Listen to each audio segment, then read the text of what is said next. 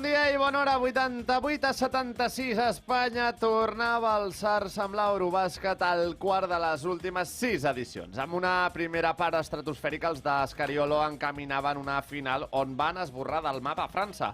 De la mà d'Evan Fournier van intentar la remuntada a la segona meitat, però els espanyols van aguantar tots els intents amb un inspirat Juancho Hernán Gómez, autor de 27 punts i un estratosfèric 7 de 9 en triples que li servien per ser escollit millor jugador del partit.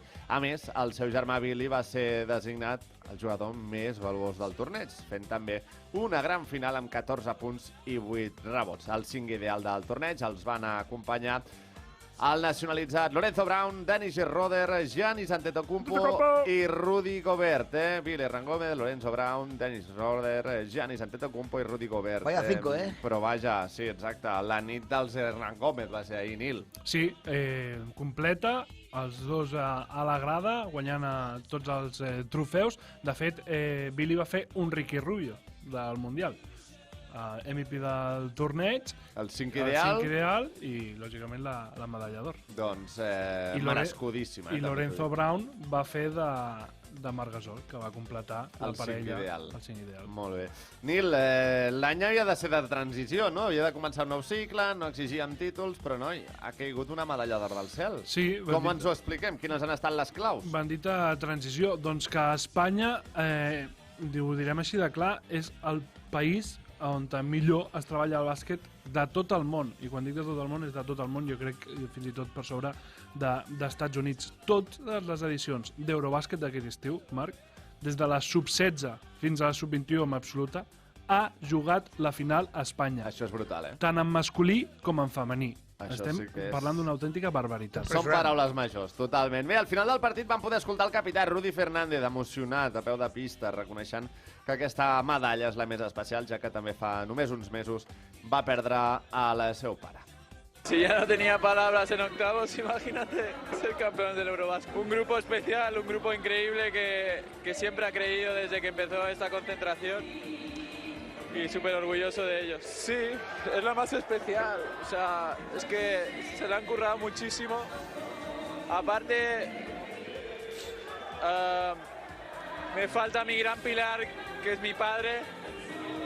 Y sé que nos ha echado una mano desde arriba porque lo que hemos conseguido con este grupo ha sido algo increíble. Doncs increïble, batejava l'actuació de la selecció espanyola Rudy Fernández, emocionat, que també va tenir un detall molt maco posant-se la samarreta de Sergio Llull en la celebració, un Llull que es va perdre l'Eurobàsquet per una inoportuna lesió just a l'inici de la convocatòria, vaja, sí, va ser allò setmanes abans. Rudy ara iguala Pau Gasol com a l'espanyol amb més medalles, un total de 11, són 6 ors, 2 mundials, 4 europeus, 3 plates, 2 olímpiques i una europea i 2 bronzes, una olímpica i una europea. Per algun motiu ens cau millor Rudy quan juga amb Espanya que amb el Madrid, oi? Per algun motiu estrany, però bueno, li posa cor, li posa molt de cor. Aquest gent de la penya que té... Sí, tampoc l'oblidem, no? Molt bé. Bé, doncs d'altra banda, el gran artífex d'aquesta selecció, Sergio Scariolo, el coach, també tenia els mitjans acompanyat de Billy Hernán Gómez, i això és el que ben dit, els van deixar dir enmig d'una pluja de cava que val la pena també escoltar. Atenció, va. Ei.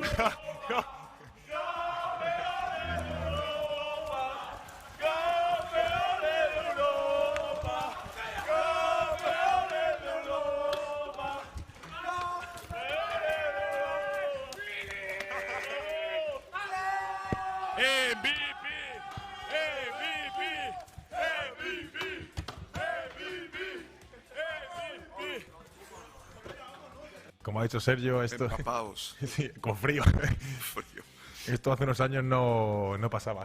Pero bueno, yo creo que el grupo está muy feliz, súper contento de lo que se ha conseguido y no es para menos. Así que poca celebración va a ser poca.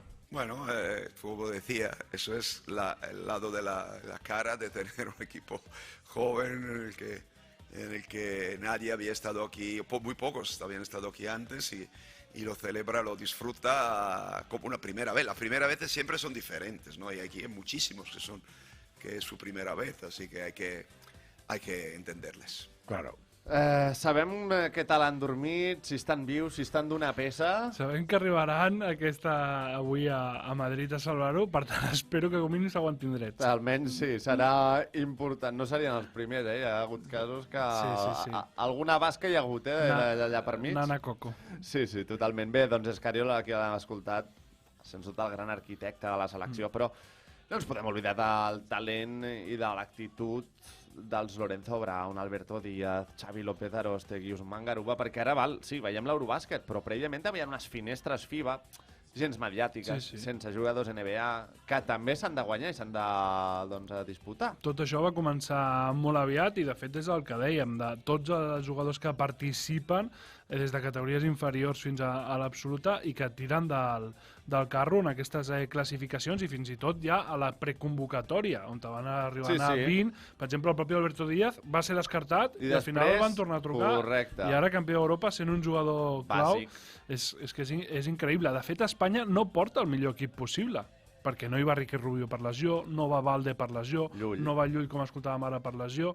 Imagina't amb aquests jugadors que en teoria tindria molt bon equip. Sí. També el mateix cas de França, França també tenia moltes bases importants, de jugadors NBA, etc. Però bueno, Espanya demostra que té infinitats absolutes.